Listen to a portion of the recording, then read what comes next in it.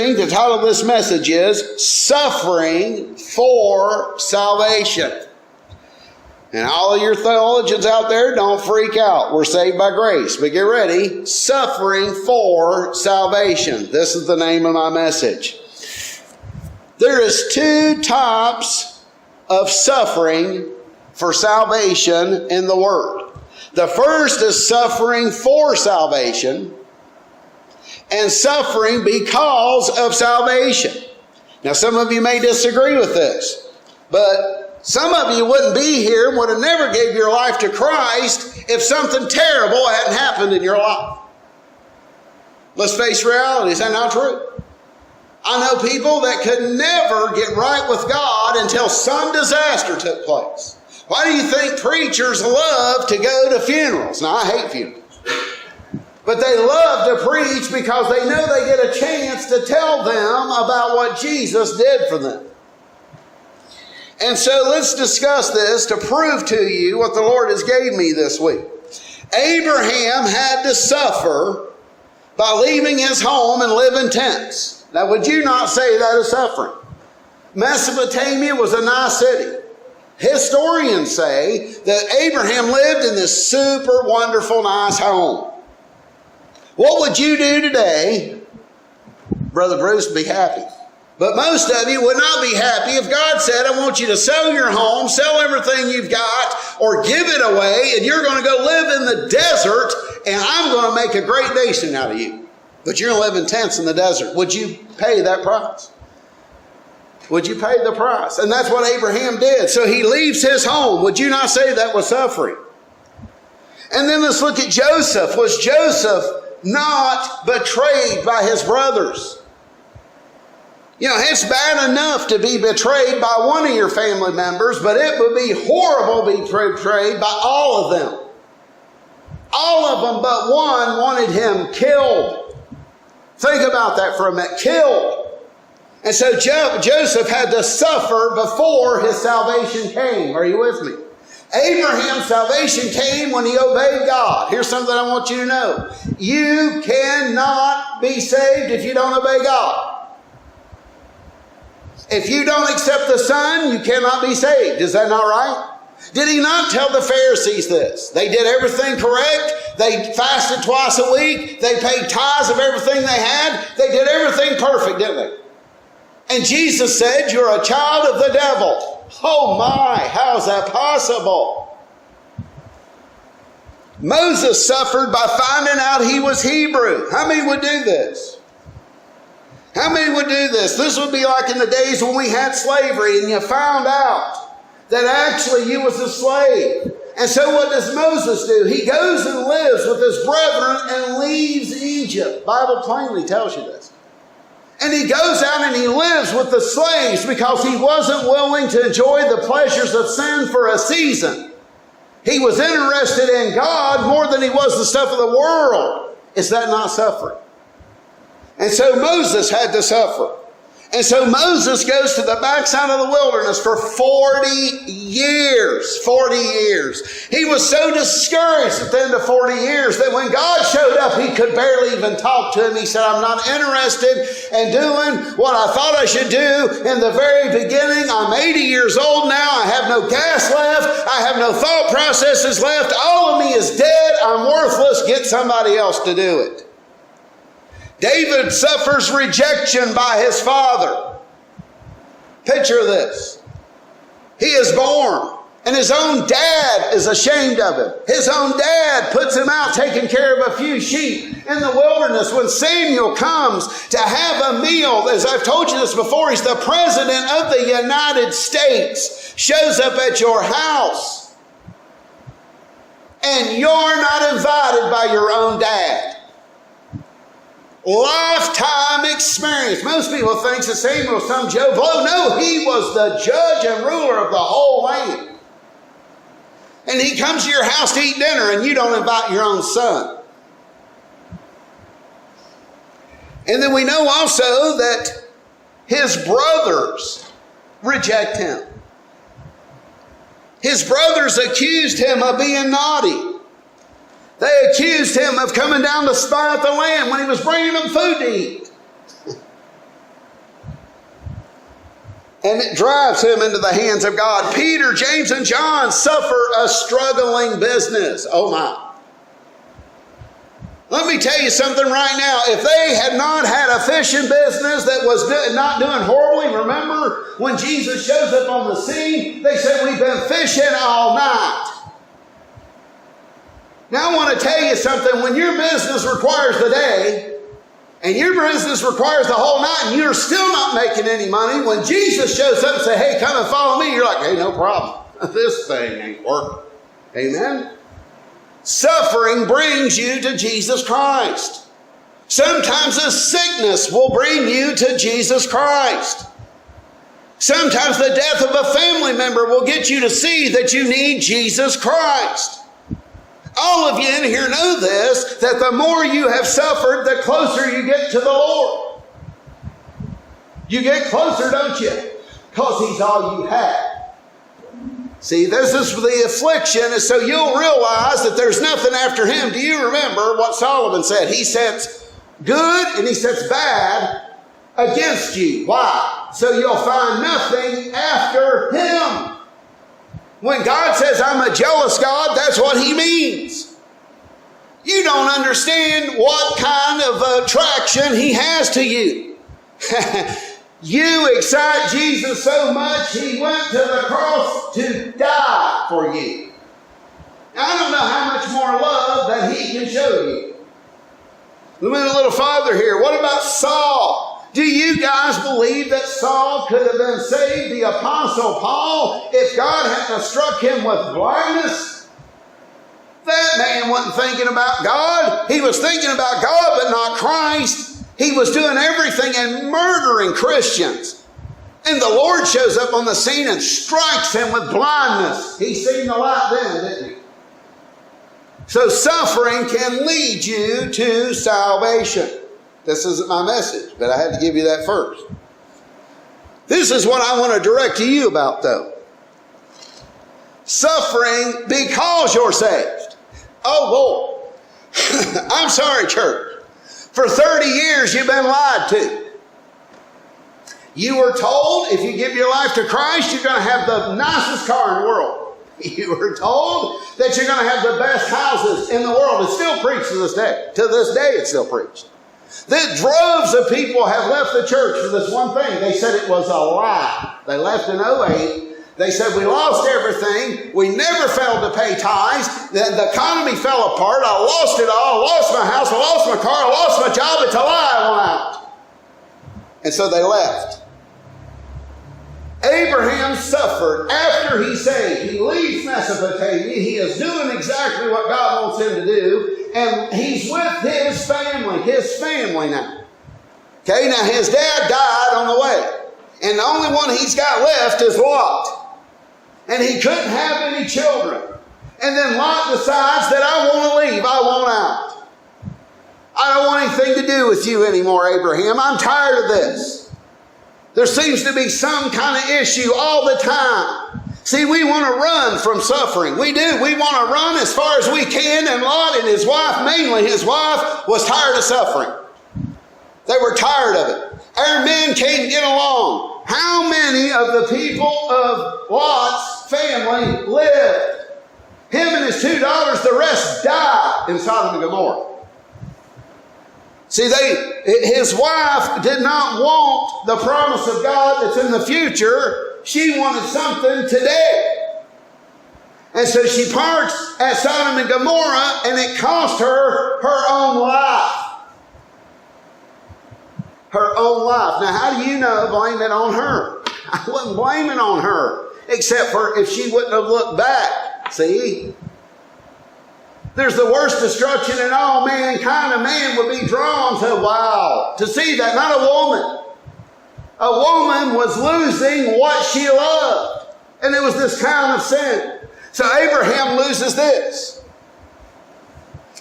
He couldn't have a child. He goes in and sleeps with Hagar, the Egyptian woman. And then after he does such, his wife is mad. You can't make that up.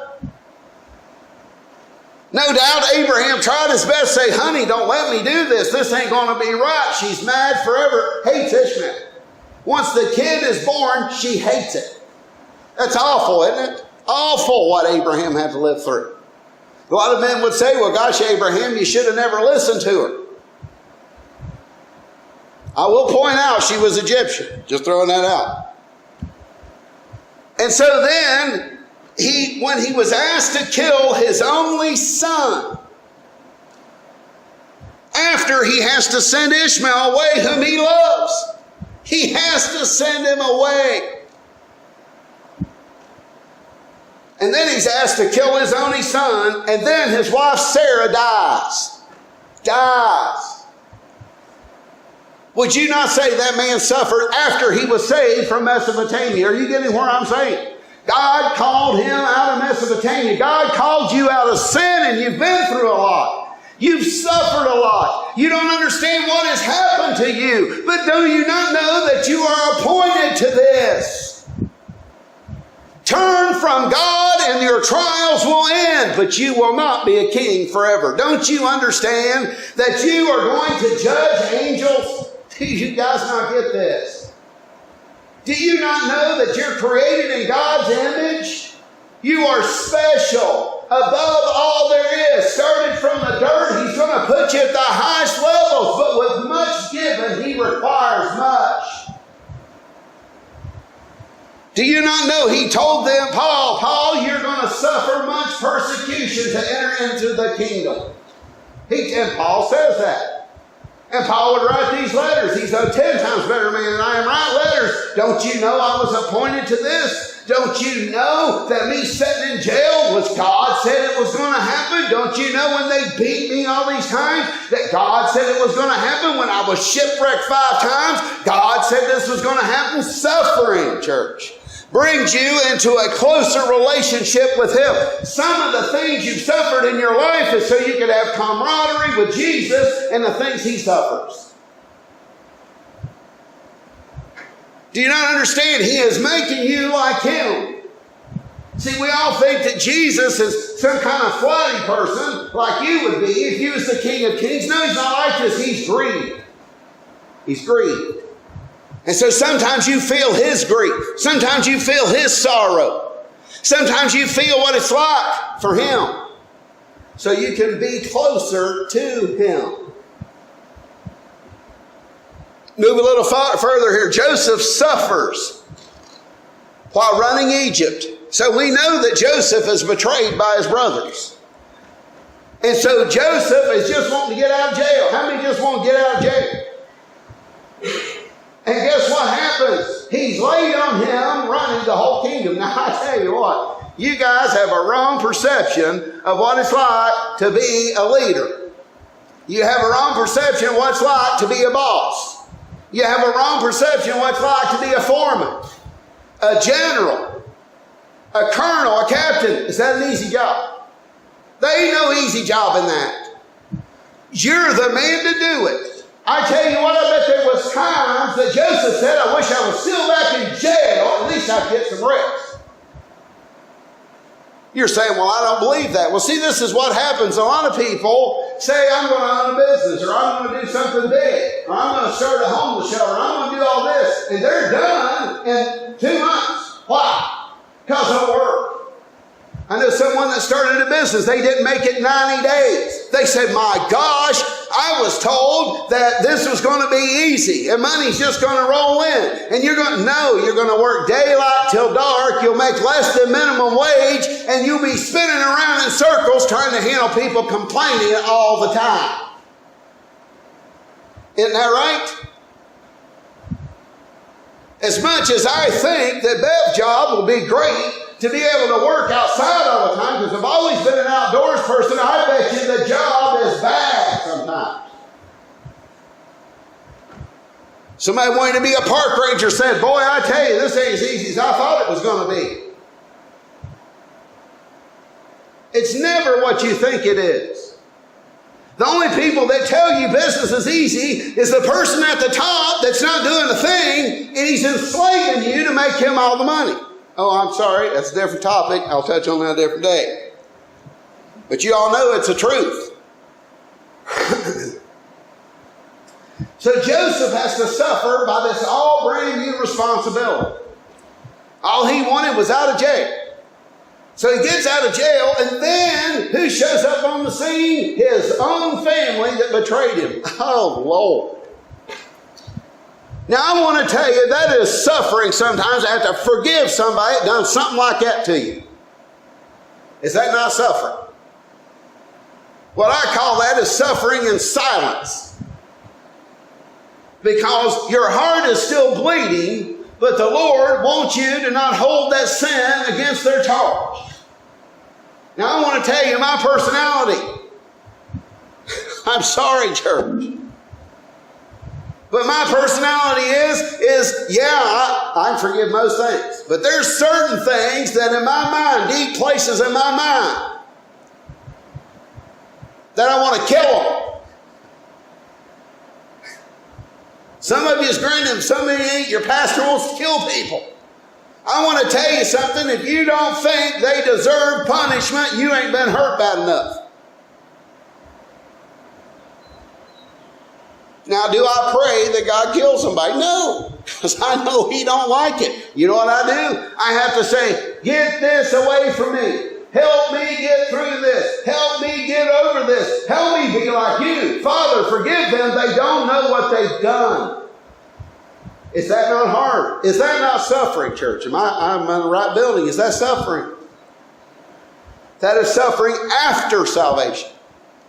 Let's look at Moses. Moses suffers bringing the children of Israel out of Egypt. I want to tell you, I always wanted to be like Moses. And the more I studied the Old Testament, I was like, Lord, that was the worst job on planet Earth. They drove that man insane. Insane. God delivers him out of the wilderness. And then what does God do? Go talk to Pharaoh and tell him to let my people go. And if he doesn't, I'm going to kill his firstborn. That's what God told Moses. Moses never tells him that. Do you know that? Look that up. He tells him, God says, this is what I'm going to do, Moses, because them people are mine. They're my firstborn, Israel. And you tell him, and he never tells him that.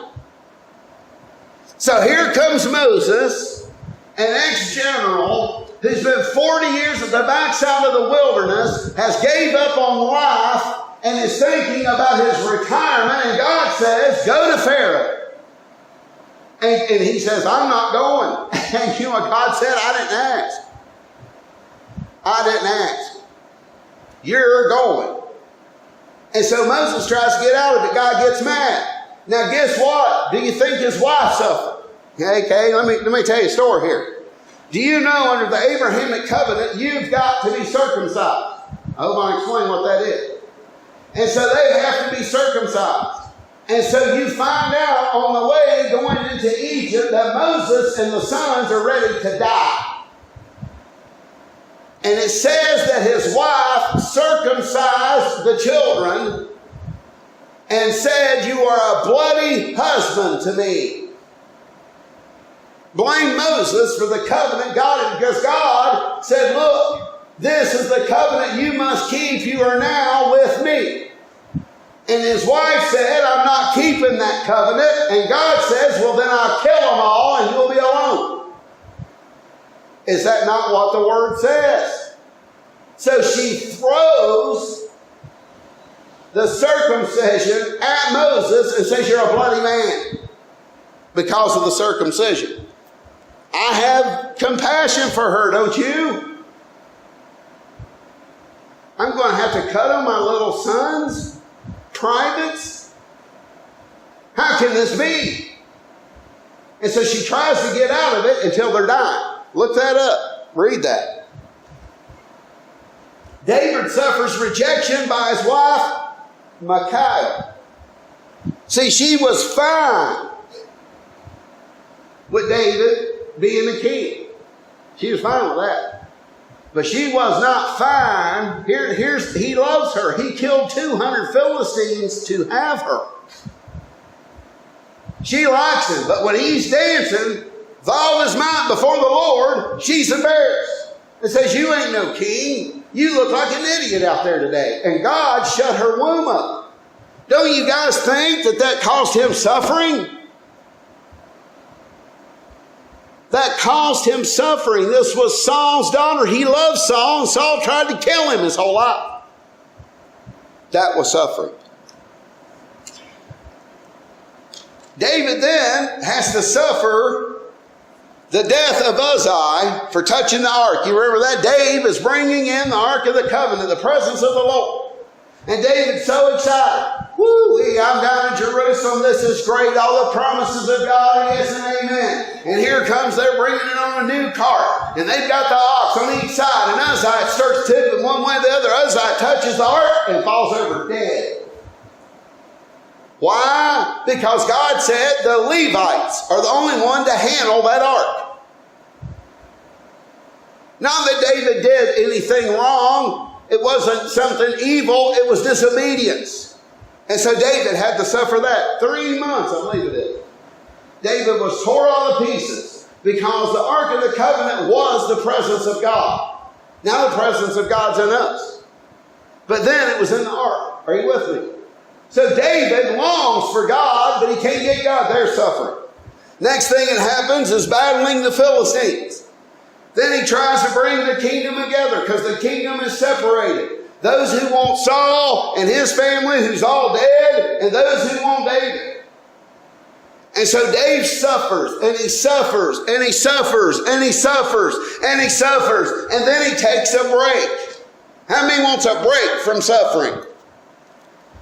You want a break from suffering?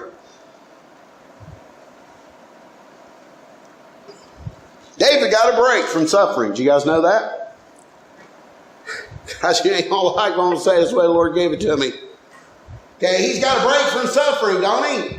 He's sitting in the kingdom. He's not even having to fight battles anymore. This is the danger of you getting positions of power you may not be ready for. And he's not suffering anymore. And he's sitting in his palace one day and he looks over, and there she is. Bathsheba.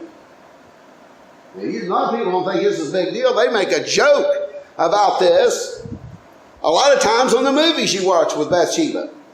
And he sees Bathsheba and she's over there taking a bath. So David has not suffering anymore. Are you with me?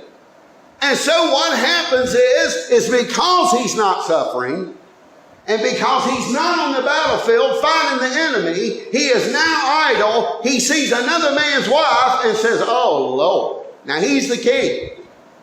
Now, I want to tell you something right now. It's hard to resist a king. The Bible warns you about the condemnation you'll follow by the Susan women when you're a king. Who don't want to be married to the richest guy on the planet? And here David was good looking too. Now girls, I tell you, you want it all when you got David. He's a warrior. He's good looking. He's the richest man around. That's a man to have. I ain't getting no amens on that. You all scared. The girls are scared. To admit, that sounds like a good guy right there. And so he has all these things. He sees her. We don't know if she instigated it. We don't know if he instigated it. I can tell you how I believe it happened. I believe the Spirit went on David and one went on her. And when the Spirit's saying, ain't she hot? And he's like, oh, Lord. And she's saying, isn't he good look? Yeah. So they meet up, do their thing. Hey. And we know what leads to this. Now you're saying, well, ain't no big deal. Really? Really? Because, see, David wanted to escape his suffering. A lot of us will do this. We want to escape the trials and tribulations that's coming through our life. Some of us will even say, I'm not speaking to God no more. I'm not talking to Him anymore. Since I came to know Him, I've known nothing but misery. And your suffering is to save your soul. The battle that David was fighting, God knew what kind of man he was. Men of God are great lovers. But it's for your wife only. You cannot sin. You understand? And so sometimes suffering will make you take your flesh and put it completely under your feet. And I don't care what he wants, because suffering has taught me that the relationship with Him is more important than the stuff of this world. And so let's see what happens here. So now David takes a break, sins with Bathsheba. She gets pregnant. He tries to hide it. He tries to get Uriah to go down and gets him drunk even. Surely, and that shows you how smart David was. David's like, all I got to do is get him drunk, and he's going to be down there all over his wife. Next day, David gets up and looks up, and he's sleeping on the porch. David goes, what are you doing? And he goes, why, my buddies are out in the field fighting war. I can't sleep with my wife. That's awful. What an honorable man. The Bible mentions him even in the New. Did you know that? And Bathsheba, who was the husband of Uriah. Doesn't say Bathsheba, who, was the wife of David. It says Bathsheba, the wife of Uriah.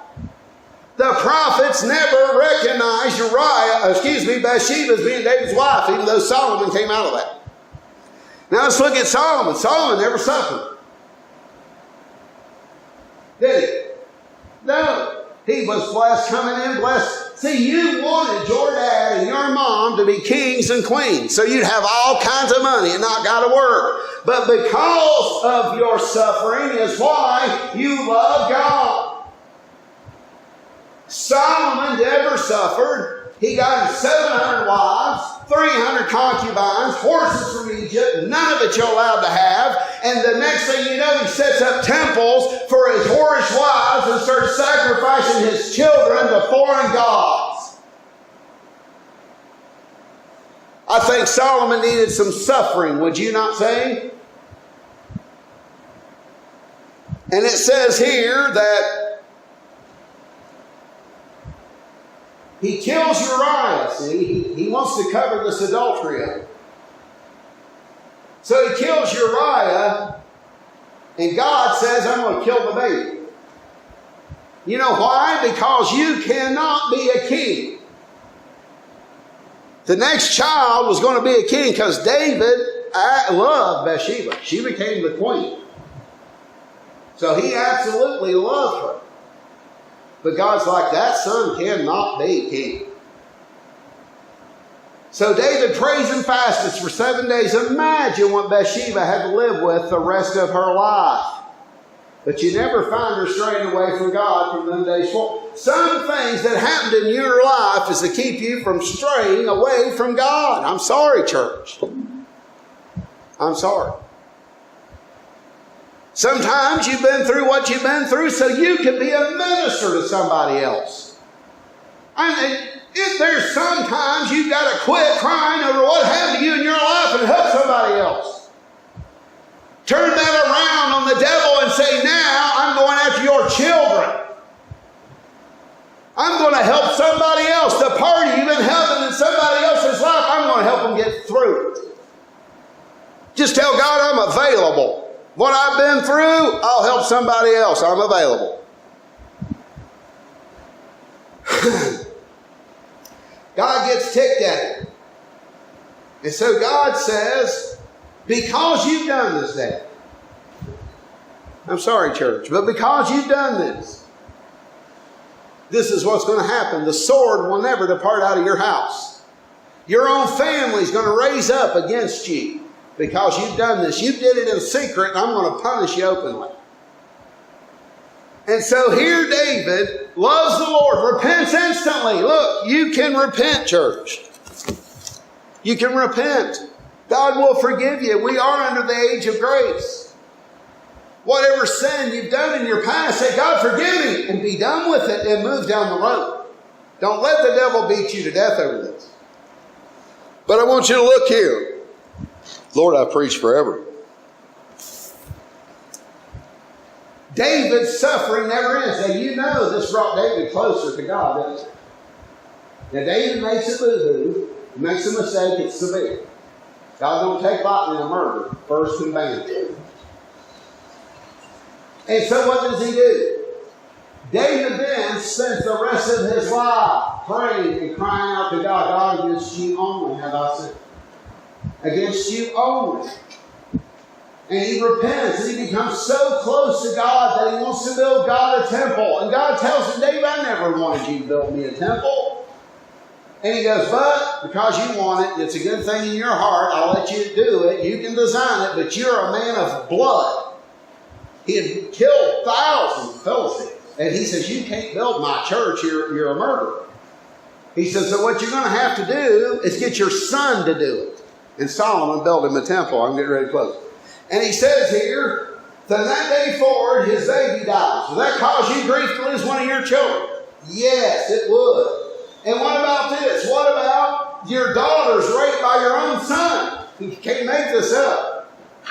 The son, the next thing you know, his other son's murdered by the son's sister, whom this other one raped. One of his sons takes over his kingdom.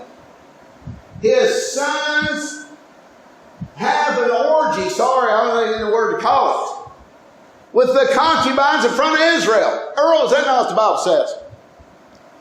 The Bible says Absalom took all of David's women, went up on the rooftop in all of Israel, and had live porn. That's what it was.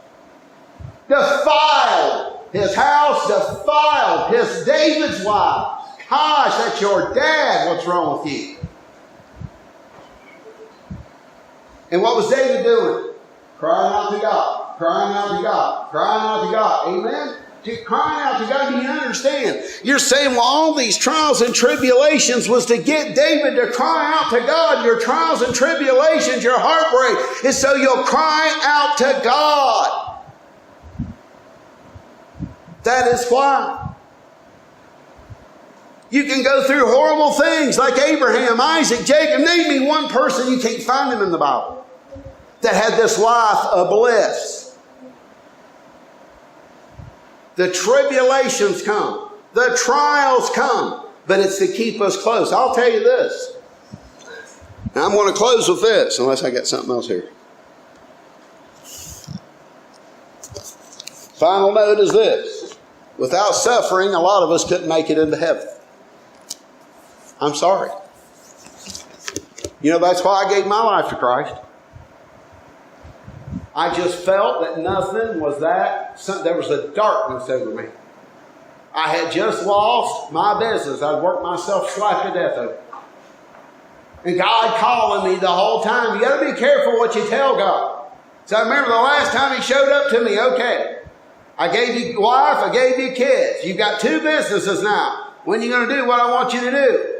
And I go, well, Lord, it's really not enough. I remember saying that to the plain as day, sitting in front of my picture window as wide as this building. Looking out of my parking lot in my Lincoln. My car. I was looking right at it. One of the most expensive cars at that time on the road is the 2-door hot rod Lincoln. You might be too young for that, but you guys remember the hot rod Lincoln. And so I was looking at, man, look out. I'm the youngest guy around. Well, I was. This was one of the youngest people ever to have his own gas station. I think they said it was a record. It was amazing. I never got the job. I was a young man. I just thought I was something. But I worked. And God's like, oh, okay. And my life went to the dung heap. Now I want to tell you, you're saying, what? Why would God? Because God wanted me. God wanted you. Do you understand? He wanted you. Sometimes we can't see. How many sees clearer now that you've been through a lot than you did before? You see clear, don't you? I'm not saying the trial wasn't awful. I'm not, good Lord, don't think I'm taking a lot of it. I know it's awful. I live it. But it's to bring us close to Him.